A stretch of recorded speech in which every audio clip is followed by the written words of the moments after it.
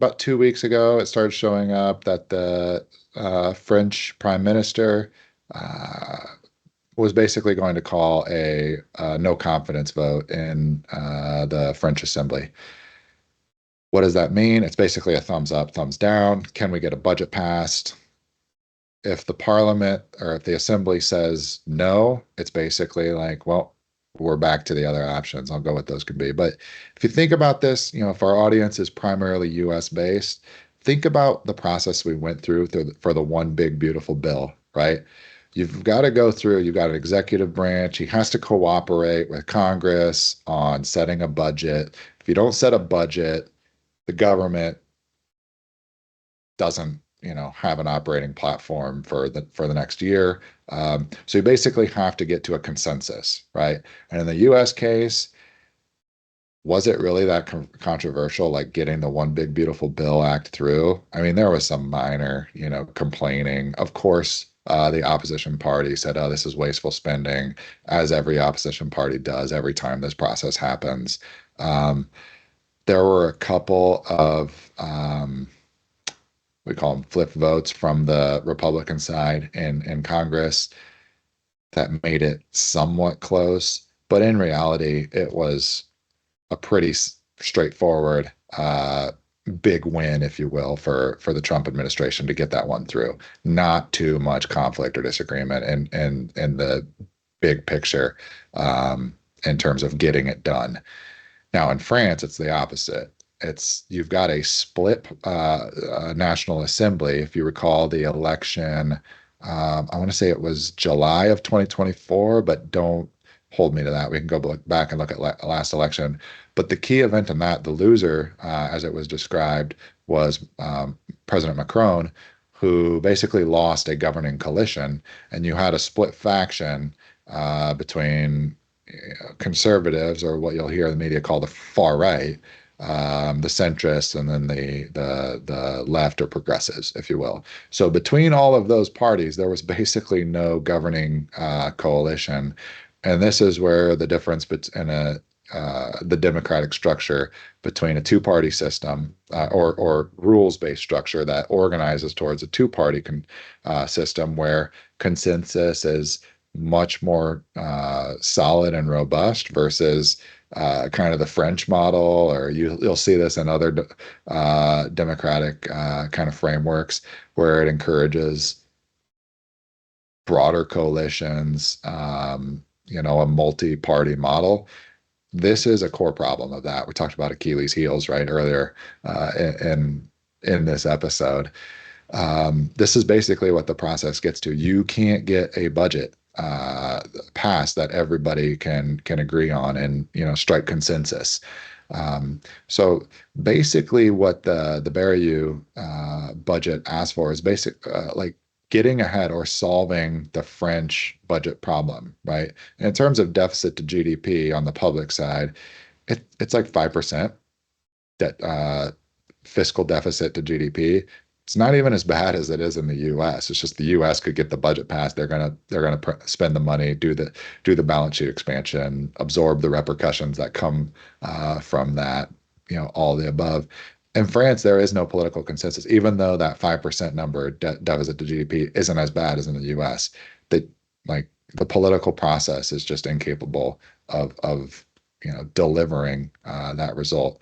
So now that we have the no confidence vote on the record, basically Macron is going to have to find a new prime minister from the ranks who can hopefully build consensus. So you basically got three things that can happen, and this is coming from a call I sat in on with Goldman Sachs and some experts who are involved in this process. So number one, Macron names a new PM, and the government is able to produce a new budget. Move along. Like that's the best option. Number two, government names a new PM, uh, but the budget can't get through Parliament. We're kind of in the same scenario, and you just work through this through chaos. Or number three, the president calls a new election without going through this new government. We're going to start over and see what the people want. All of these things entail political risk, right? You've got this background underlying where it seems very clear if you follow the headlines, You follow the unrest, what's going on in large developed Western European democracies. You go to Germany, Netherlands, France, UK.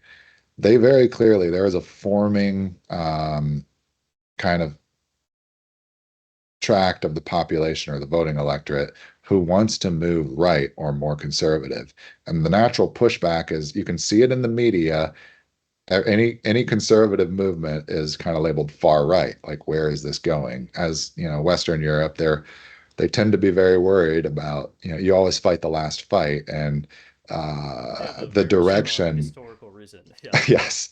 In the 1920s, 30s, and 40s, we saw what that direction was. So there's a natural immune system response to that happening, and you can very clearly see it in the media.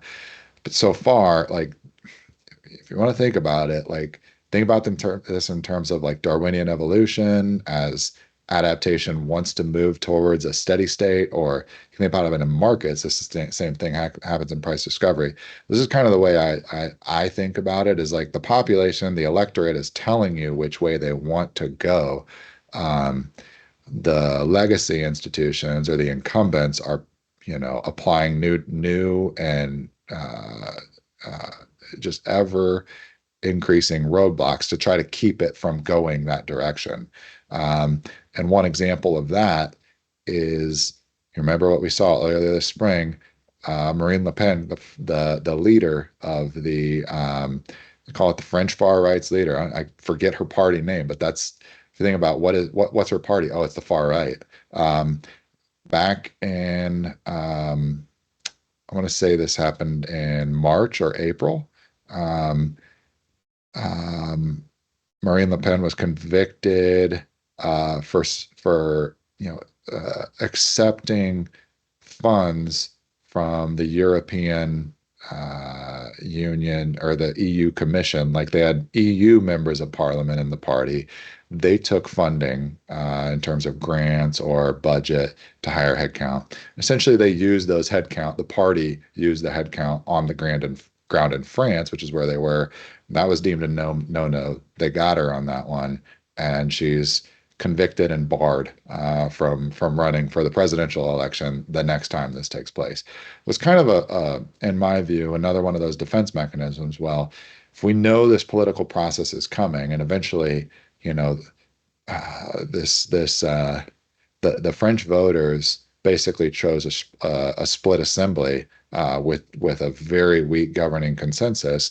Once we get to this budget process, well, we know the direction it's going to take. We're not going to be able to get it through.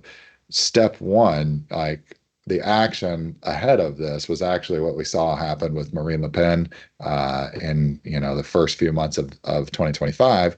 Now we're going to play through this process and work towards that next outcome. Is it, which of those three options is it? Do we get the new PM, and does the budget get government produce a new budget? Yes or no? Or do we get a new election?